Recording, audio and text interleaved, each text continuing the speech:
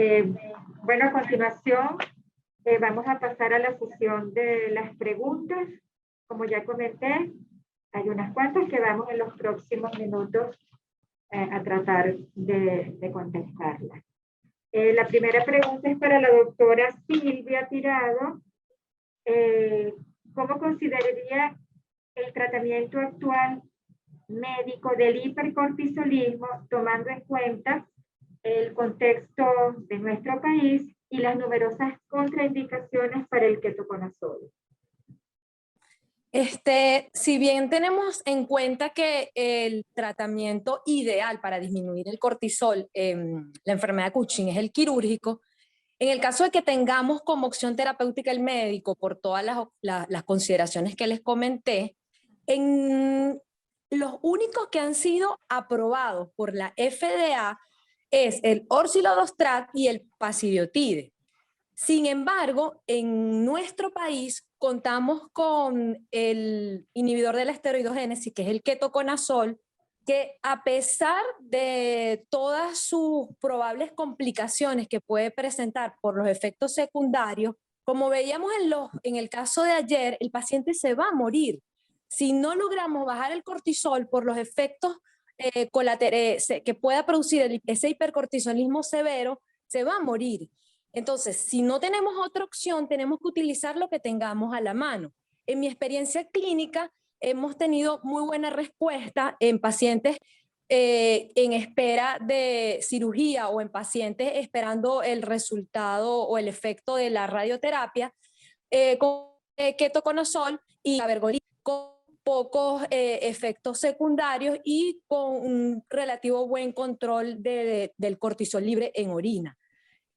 Por eso es lo que les digo, lo que tengamos a la mano tenemos que utilizarlo, porque si no, el paciente lamentablemente va a fallecer si no trabajamos lo más rápido posible. De acuerdo, doctora. Otra pregunta en relación al síndrome de Cushing, que les puede contestar usted o la doctora Ana Laura. ¿Cuál sería la opción farmacológica en una paciente embarazada? ¿Y cuándo utilizamos la terapia bloqueo-sustitución combinada para el hipercortisolismo? Las terapias combinadas son una excelente opción para tratar de utilizar menos dosis y obtener menos efectos secundarios y una mejor respuesta terapéutica, que es lo que queremos, normalizar el cortisol libre urinario. Se están utilizando terapias combinadas de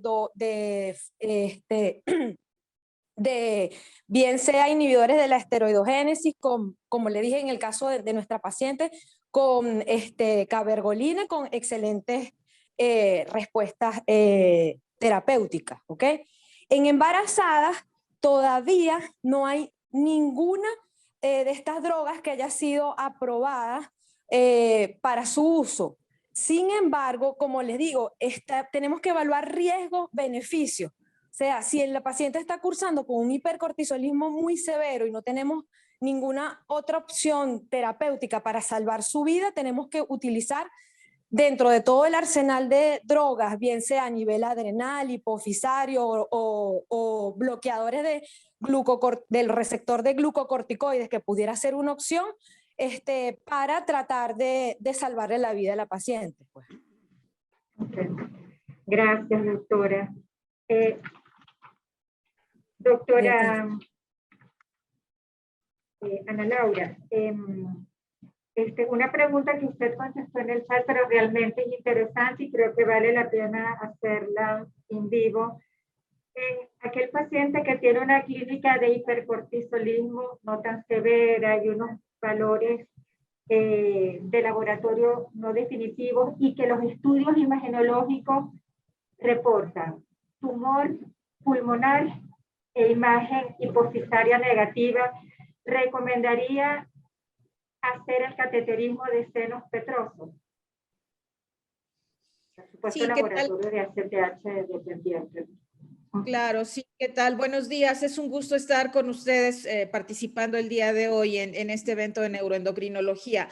Sí, mire, es una pregunta muy interesante. Evidentemente es un escenario en el que cualquiera de nosotros podemos encontrarnos y la respuesta es sí. Es necesario determinar desde el punto de vista bioquímico la producción ectópica de ACTH, es decir, la producción no hipofisiaria de ACTH, aún ante la evidencia de una lesión pulmonar, tomando en cuenta la posibilidad de que un paciente pudiera tener enfermedad de Cushing, es decir, un tumor hipofisiario coexistiendo con una neoplasia pulmonar de origen no neuroendocrino. Entonces, sí es importante antes de establecer, más bien para establecer el diagnóstico certero, el realizar el muestreo de senos petrosos, o bien la opción alterna sería tener una biopsia de esa lesión pulmonar y en el caso de tener la evidencia de que se trata de un tumor neuroendocrino, entonces en este escenario podría evitarse el realizar el muestreo de senos petrosos. Perfecto. Doctora, en los pacientes en los que no logramos el diagnóstico preciso, que definitivamente tenemos que tratar el hipercortisolismo por su condición mortal, en su experiencia, ¿cómo es ese manejo terapéutico médico? ¿Se utiliza? Claro, sí. Este escenario es completamente plausible hasta en el 20% de los casos, en los cuales corresponden a casos de pacientes con Cushing ectópico oculto, que habitualmente corresponden a pequeños carcinoides microscópicos que no es posible evidenciarlos en los estudios de imagen. Y ante el hecho de que no se tenga evidencia del origen del tumor ectópico, tiene uno que resolver el hipercortisolismo. De tratarse de casos severos de hipercortisolismo, pues considerar incluso la suprarrenalectomía bilateral, o en aquellos casos en los que el hipercortisolismo no sea tan severo, las alternativas farmacológicas que se comentaba ya la doctora Silvia, evidentemente en primer lugar el ketoconazol y si es necesario adicionar con cabergolina. Perfecto. Ay, muchísimas gracias. Para el doctor Urosa, una de las preguntas es ¿qué circunstancias podemos valernos de los valores de somatomedina C para hacer diagnóstico de deficiencia de GH sin ir a test de estimulación de la hormona? Como mencioné, la IGF-1 es muy buena para el seguimiento de la acromegalia. No es tan buena medida aisladamente para el diagnóstico de deficiencia de hormona de crecimiento en el adulto. Ahora, si un paciente tiene clínica de deficiencia de hipopituitarismo y tiene deficiencia de otras hormonas y sus niveles de la IGF-1 están por debajo del percentil 2,5 para la IGF-1, para la edad y la década de la vida, uno sí puede aceptar que tiene deficiencia de la hormona del crecimiento. Lo contrario, no. Una persona que uno sospeche que tenga deficiencia, pero que tiene una IGF-1 normal, a lo mejor tiene 350 y uno, pues, si no tiene deficiencia de hormona de crecimiento, o sea que no, unos valores normales no nos lo excluyen, unos valores por debajo del percentil 2,5 sí es indicativo de deficiencia hormonal del crecimiento. Ok, muchas gracias, doctor. Y en el caso de la discrepancia, pasando al paciente con acromegalia, en el caso cuando tenemos discrepancia entre los valores de hormona de crecimiento y somatomedina C en ese seguimiento, aunque usted lo mencionó, pero es una pregunta, ¿a qué le damos prioridad? Excelente pregunta, y se la hacen muchos investigadores, y parte de la respuesta está en lo siguiente. Y es un paciente quien está recibiendo análogos de la somatostatina y tiene los niveles de la IGF-1, se han normalizado, se le puede valorar la IGF-1. Segundo, sabiendo que estamos usando un método, conocemos bien el método de las dos, es muy importante si hay una discrepancia entre una y otra, puede ser esperar unos meses con las medidas terapéuticas y, por ejemplo, en 3 a 4 meses volver a repetir la IGF-1. Y el otro aspecto importante es la clínica, los aspectos clínicos. Si logramos que nuestro paciente a lo mejor hay un mejor control de la glucosa, de la hipertensión o de otros de los factores clínicos, incluso la disminución de sus tejidos blandos, podemos nosotros utilizar esta guía clínica en el caso de que tengamos esta discrepancia. Muchísimas gracias, doctor Urosa. Entonces, ya para finalizar, vamos a hacer una pregunta a las chicas del tratamiento de acromegalia.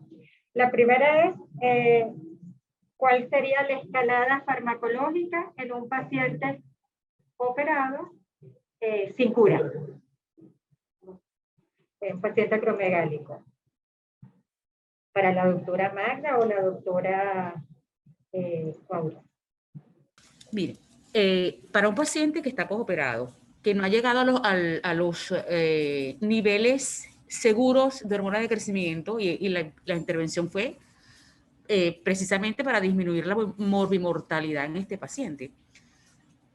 Al paciente, si le hacemos el control de IGF y de hormona de crecimiento y no están en un control, se pueden utilizar análogos de somatostatina a bajas dosis y posteriormente ir aumentando las dosis hasta que llegue a los niveles de seguridad.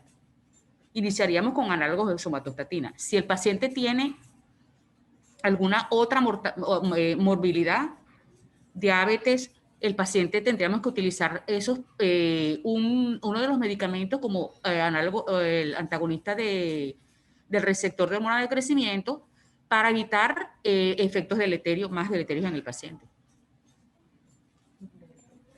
Doctora Cuadro, una pregunta. ¿Alguna expectativa de tener osteoartritis oral? Buenos días para todos.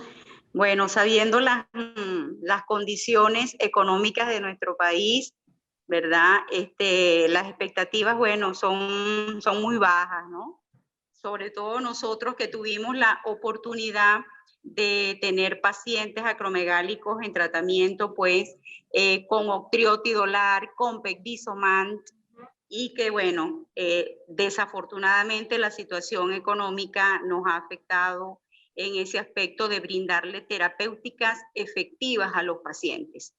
Fíjese, doctora, en relación a la pregunta que usted hizo ahorita, esos pacientes acromegálicos operados, la decisión de usar los análogos de somatostatina, es importante tener en cuenta que va a depender si, primero, el tamaño del tumor, ¿sí? Si es un macroadenoma o si es un microadenoma. El otro factor importante es el porcentaje de resección del tumor que tuvo ese paciente.